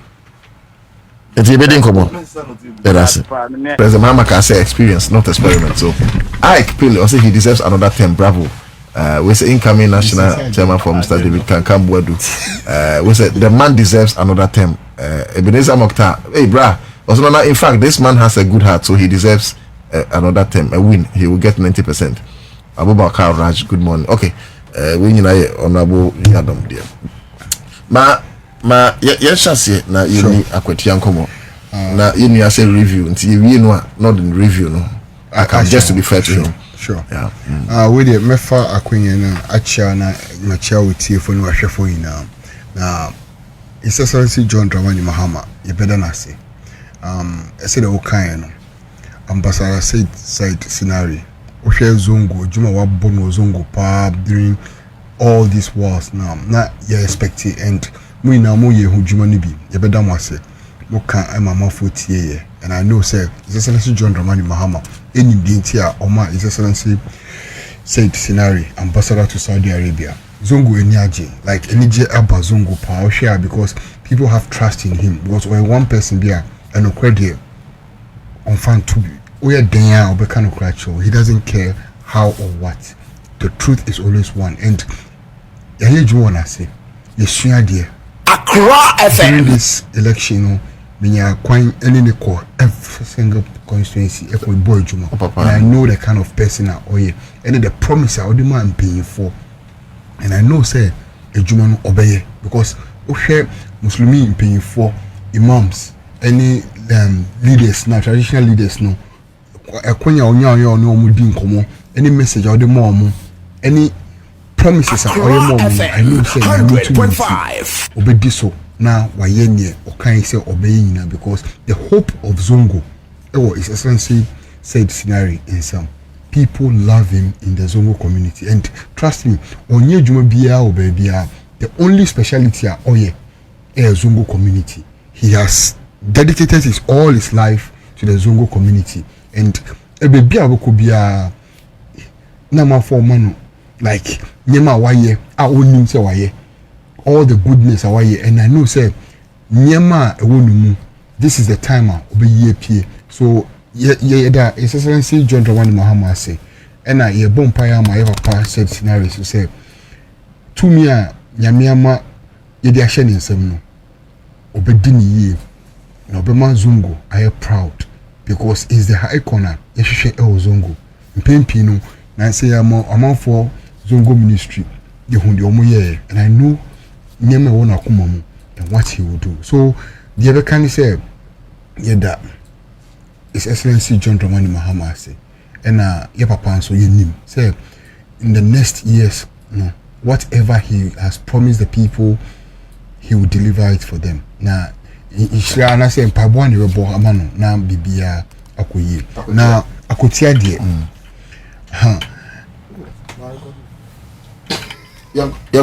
omambofo no ho owe omambofo na mimi nka bibia Akwatia story ni kokacha Akwatia for we any SSC John Dramani Mahama policy any niema obabe here for the first time ever me patcho person new producers enko Akwatia no mko hwe ade say ene ye the drip machine ana ye the road contractors akosi kwa omoye kwan a omko check it there is difference between two people and by now yeah Akwatia kwa wakaye o ya fomo wakaye pap ya fom kabana ye kwa gidi omo pe bibi wo ho a by elections and omo dada MPP nko ani the only political party a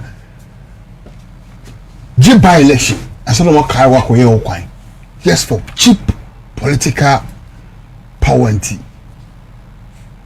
His Excellency John Dramani Mahama promise Audi amu bia no obedi so pepe amu bia na de obeye ni say promises our promise Ghana for nyina no national cake ni nyina no this is the time Akwatia for so hia bi Akwatia for etoko baby omo hu bibia this is the time omo hia the good infrastructure omo hwehwe now ye yi bibia to ncha e de ne kwakwache Akwatia for yi when at the bedroom and moreover for the past 200 days no and counting near my past Excellency John Dramani Mahama ayeno I don't near kwakoton ama Akwatia for say we hear a voice and not just a voice a good voice and the amount for namusuum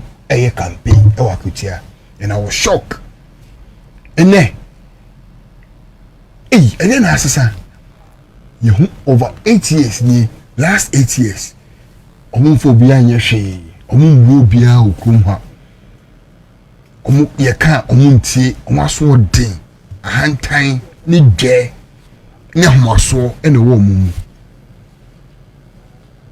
in the Ghana for development Ghana for look hwe na mebo obi abaso na before se meba Akwatia de no kra so no me pese o kan ade bi ma me GTV4 omayariye na me pese o na o kan e ma me the GTV4 aye I think say before say you be Akwatia no yen kan the GTV4 aye na one na me be ma pacho eni GTV4 say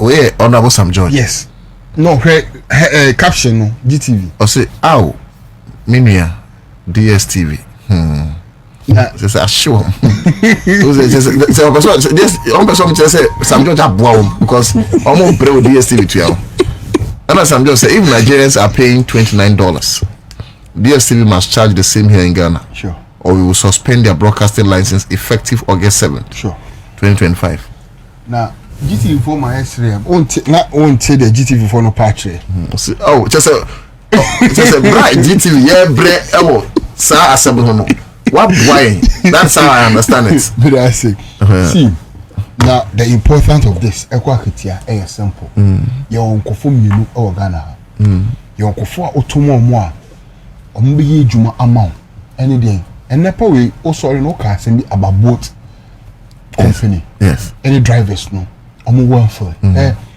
aba oto aba e wo so ni say obi a oto wama no position no utua ne ka nti oho no a onye dwuma maw na say yo minister wabedi so over 8 years ya kan na uti say obi na no ka say we and a Ghana for ehwehwe but say what current NDC administration now all the ministers know obia your one challenges are they are tackling it one by one cement dollar performance every day behind the dollar and the reason why nyema ekoso net cement omatiso debi but uti the minister neka every single leader bia yetua okase koye djuma maye ene mebo wura Sam George Abaso akachro mu free I say data telcos phone akachro mu monte data so ne boy ede omatiso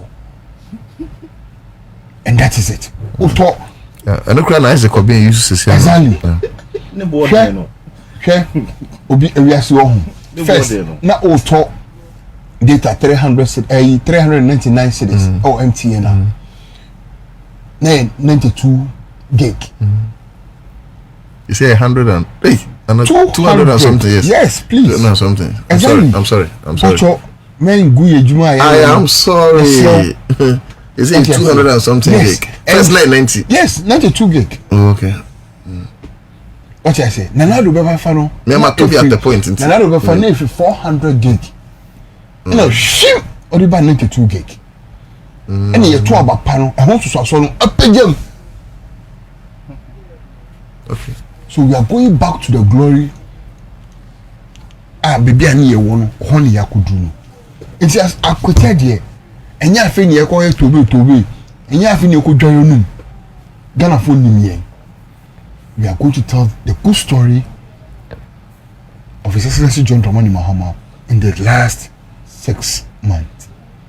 And ye nim say we need be we need fee wasu ye juma we need daho wadun ye juma you understand only obi or mambo for any rabbit in the studio ha akasa His Excellency John Dramani Mahama for 6 months and I know kofobi shi ewo ho omu eni so mu hu ade omu aso so mu omu ntie omu PhD omu graduate so bom ede bom so the assistant na power ka say enyo omu ko school ni omu class certificate and omu nyansa wo fi Excellency John Dramani Mahama abo adwuma and people appreciate it, and I'll tell you for a fact here, this is the time you will see the difference in Akwatia. We are not just in Accra dictating to the people of Akwatia, we are following due process. We don't have a problem with a democracy. By democracy in Chelsea, men yang the answer for a year. You need to do the right thing at the right time. The people of Akwatia knows what we can do, and this time around, the national cake is there. Do you want a voice who will go there to be voiceless, and now you want someone who will be there and represent you and bring development back? The next 4 years, you need development, and the only representative Amodi Bibi Papa Abufi the NDC candidate. You have no other choice, and this choice is not a bad choice. Your choice you don't have in terms of when they look at you need development in the next 4 years, and the only party that can bring that development is the NDC. No other party.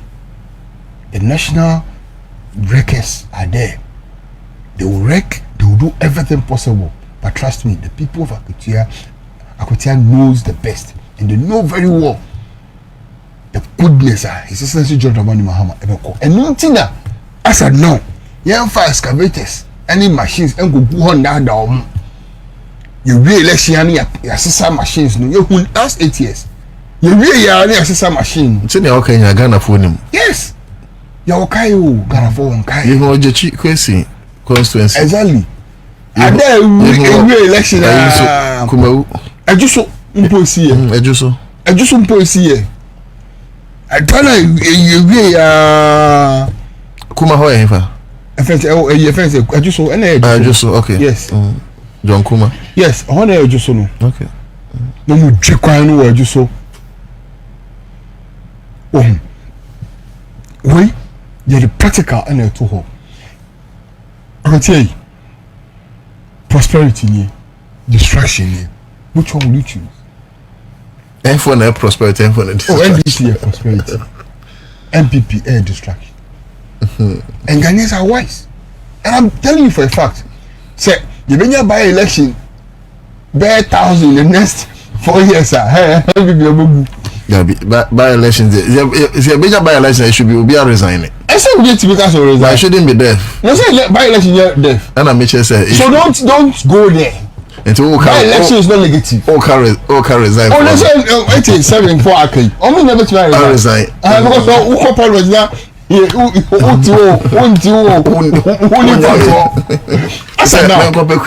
of now, they don't have any infrastructure parliament house. Yeah, pay no mark in Akosi saying. No, Akosi saying. Did first now we am ram. And Isaac Obey. Onye media. Obi opposite Ghana bo. Isaac Obey Junior. Onye media. Isaac. Mambo for ere media. And I say na opposite. Isaac Obey Junior you. Mambo for ere media. No, I say na okay. Mambo for ere media. Osisa na adwen, na adwen ba fia. Media. At what point now we say na adwen ba fie? At the point Obebe Gina studio ha. Aka no kre. Okay. On chantro. Okay. On kumu. Okay, we are. I won't say yes. I will say good. Anyways, the truth is always one. In your case, I will bring. I'm in no. Then you say no tear. Be a one. No, hear deliverance. Probably black channel. Chapa. We hear deliverance. Oh, serious. Honestly, hear deliverance. But your mama prophet Najigezi. And Jesus, I'm off a number now. No, they don't call her because a political. If I don't call a offense, no, offense. No, so for also been was so general. No, quiet or yes of now. When you deliverance, also been park as I think, yeah. On my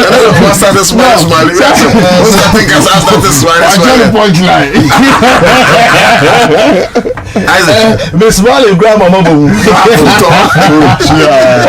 Miss Smiley get a mama. Oh Charlie. Also when you never back who did it fetch us? And I mentioned that for food. No, say camera. Who did it fetch us? Who did it fetch us? I know you back one money. Normal. Sana Braboti. Yeah. I know too. But before also we are future for MPP power. Why? Isaac, make sure you buy them conference. I saw you grant very important interviews. So Charlie, keep it up. Also in the midst of people on the dam. Yeah. There's one particular person or sharp. What's another position is in cabinet mania. We take a strong another position. This Matthias, your time also. Isaac. Isaac time ago. And you answer 400. And you answer 400 here. Yes, a new Baku. But Baku is captain. A captain. Me menya captain. Is there wrong? Is there wrong? I like you home. Only let's see. Omu training some platforms be so. That training I'm a winner captainship to take over. Into all yeah, dear. All right, very well, Isaac. Propaganda we didn't watch you. Danko. No too. Ma me chia yetie fo a ene o magimra o mo hwe no mutie. Na me chia the rank and file of MPP party. Say ye kosoa with our restructuring process. Nyame adom impenifor ebie kwan say obi biara person contested for presidential primaries on Kofa Fem. Ti ye dam impenifor ase. Mamentia Akwatia a ene anope omutie me. Na mema ebusuafo na adehye ne adofo shedden. Motivational speakers. Esan se ya susu andwen ho anda ankai se BBC ebeto yenua Ernest Kumi. Ah, sorry. So ubinim Ernest abeti maka se minim Ernest Kumi pa. And this is a young promising gentleman, the political career apekia nkakran kakra yehwe nim se nyema pa ewo ni mu ano wata ne di eno nto ya Akwatiafo eto abama no no odi ni nyina ebeba amana boa Akwatiafo na ebi akaye a yeye na danfofo yenim no but nyesa ena ekokosi ye nyina enim amanihu a Ernest FM in 7th December election 2020 and a clear majority of the seats NDC ewini na NDC ayere ataso se sita eye Ernest Kumi seat no omeji free ni se na omo twe no e wo fom omo bi o ma no se mo kaaye na omo twe no e wo court ye nyina ni Remote. Fast forward. Remote. Amanihu a Ernest Kumi FM nyina na Akwatiafo edi yaw se adenti na mode omode hye efa sa amanihu we mu. Ye nim bebi efri ba. Eni nim bebi a abobo efri. Ba nyankopon a oye nokwafo nyankopon a onye NDC fo nyankopon no. Ejire mu ma Ernest Kumi ema court nsem ni nyina no odi sunkunim. Court eka se onfa no ho. Ema start in the parliamentary duty very well. Ehu contempt omo pese omo che no. Ehu nkrofo omo ko faye. Oh, senior. Court rule here. No, at least you should Senior. what he's saying. Mami flow your time and worry about court rule here. The point high court rule here. In his favor. What's the first case in the court? I'm with him. Not you. There are two things. Oh, court. First, he's referring. He's referring. Let me refer so that people know. No, communication. No one communication now. Yeah, me had what to bombs. I kept quiet. Me try. We need penny paper. Only pen ada. NDC more government penny paper. Sika dey man fell so so kwaje no. Ti me for me Mahama fire penny paper. Time no 10 minutes na dem ma. Oh man interject. 2 minutes go. My do the mic no. Inti moderator me patch your professional. I also be professional small. Inti because someone for test her Facebook. And then I feel na me warm me up. Her Facebook. I'ma start text. Her Facebook. And the umbra still. And the umbra still. Facebook. Oh. And the umbra still. Her Facebook. The strategy of destruction. Yanko. Oh, flow. Nyame adom. The NDC for ye ni nyina nyankopon on the NDC for nyankopon. Oye Ernest Kumi nyankopon. Epeja Ernest insa eman kunimdie ye ne de. O started the parliamentary duties. So hwe asafoje oye deputy ranking member on foreign affairs committee. Now hwe ejuma oyama MPP. I have no doubt say Ernest would have even done more. Because Ernest no. So Ernest was gathering momentum to deliver and help contribute very significantly to the development of Ghana. Now, Boa NDC Amamu. Nobody anywhere should sit say NPP 87 and 88 into based on that and into no. Yeba parliament ni yema constructive criticism, sir. The focus is to distract government, is to help you succeed. Every contribution be NPP be including even myself. Okay. Is to help shape national development policy. Educate me, thank you. It is a say anything that the NPP and Ghanaians will say no for Mudie it is fine. Yes, so who say we about the share no I then. What's some sudi so? Ye ni baby free buy. Who free? Inti ye mama kose. Won't to aso sa. President Mahama.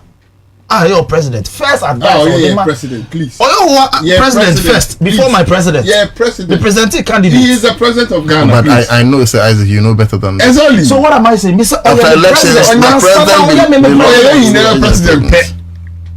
Oh yeah, president first. Answer now, yeah, president. Very well. Mahama Abaso, appointment. Be a coming. Oh no, hey, remember I'm distracted. No, many of you. No one could be the question. Rhetorical. Or no president. Man, what did man invite? Also, Mahama, your president. Your president out there, yeah, president. President Mahama. Yes. The first advice or the man appointees and communicators like him. Someone brought me say. In this Ghana for to move for number 4 is a personal attack. Oh, Mr. Ale, man come on in your do. Mr. Al Hassan, Jano. One also opposition. Who no boy? Oh, I know soon. Oh, that is the end. Just that game we in co-host. Co-host. They say also why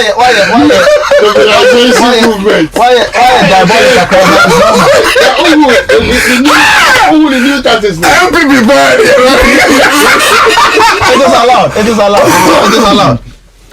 Inti, which one come on son?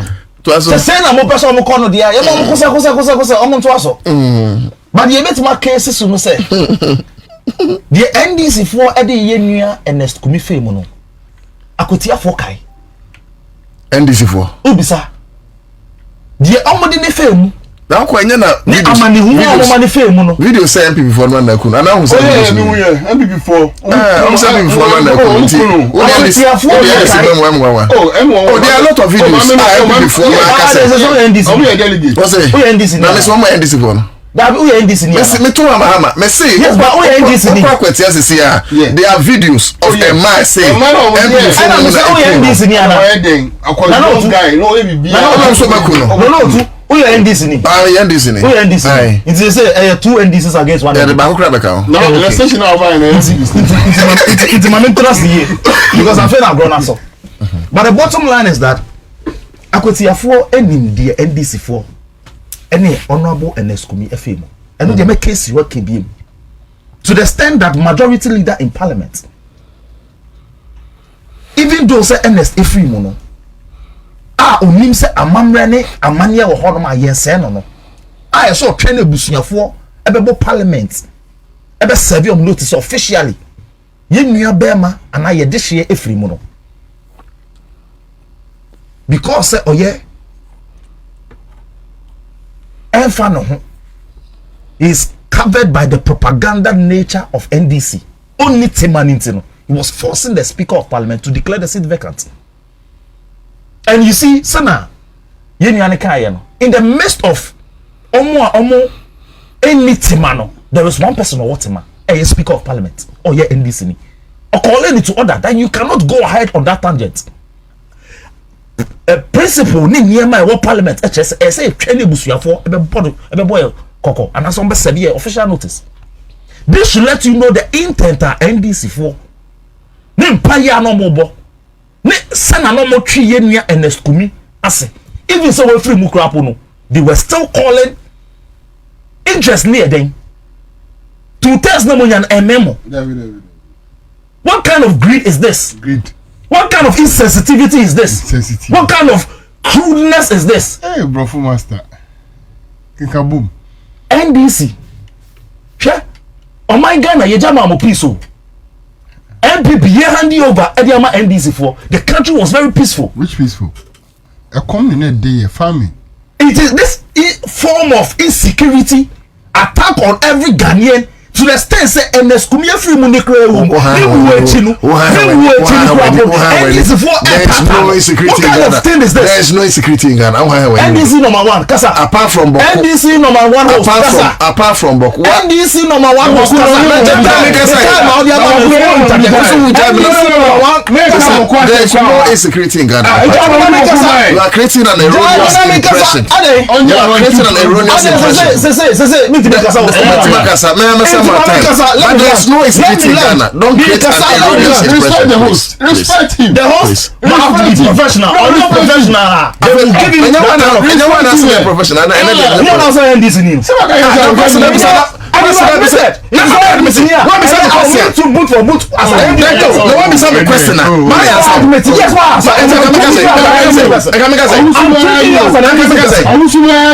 The crudeness, the insensitivity in Ghana. Please. The insensitiveness number 1. Sena NSKumi mutwi na se a ni wuachi a esa munya respect kura de ma busuafo ni akotiafo a owu ye nechi ni kura apo no majority leader air force say in declare state of the seat no vacant no I taking speaker of parliament calling him to order no e che say the course wo honom no if I'm not far from right na omuni mubi the uncrophone contesting there, you don't care about them. There's some chances on the ground. And they show now. Answer me. You need to assess the chances on the ground. You can't direct my statement. You see?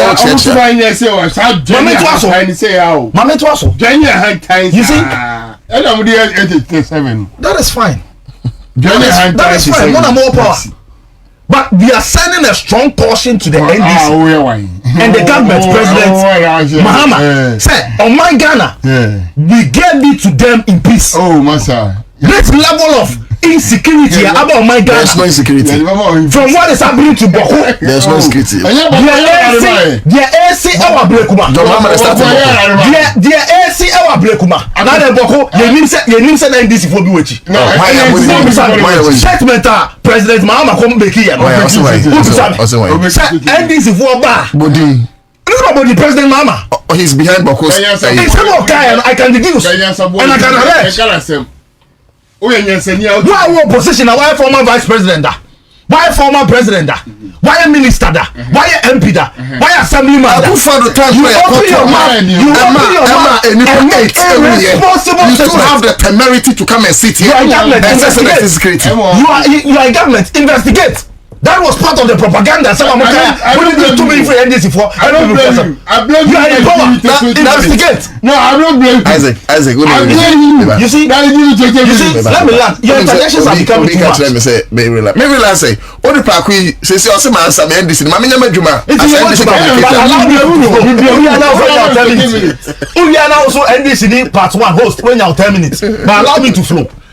This level of insecurity of my contested. It is time the NDC start being serious and know that they are governing the country. They are not in opposition. They are not doing propaganda as usual campaign time. Look at what is happening over there. To the extent that now over 400 soldiers has been deployed there. Oh yes, and just say Meanwhile, President Mahama he went there. I don't walk. But I go make a statement. IGP alcohol no attacking or co-president. You see, this irresponsible behavior of the NDC, they should come to the realization say, Omo govern country no. Govern country. If they cannot govern, then they should vacate the seats and give it to who?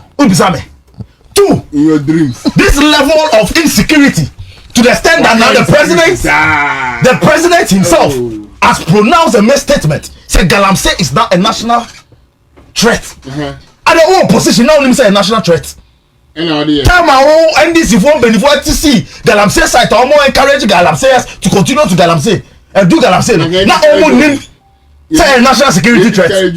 President Mahama can say Oba, you make sure say Omo ayachi Omo to munyina no. Obe yi Omo bie no. Now only I'm telling you that as part of it, insecurity now Akwatia no. You don't know. Insecurity Akwatia. And today,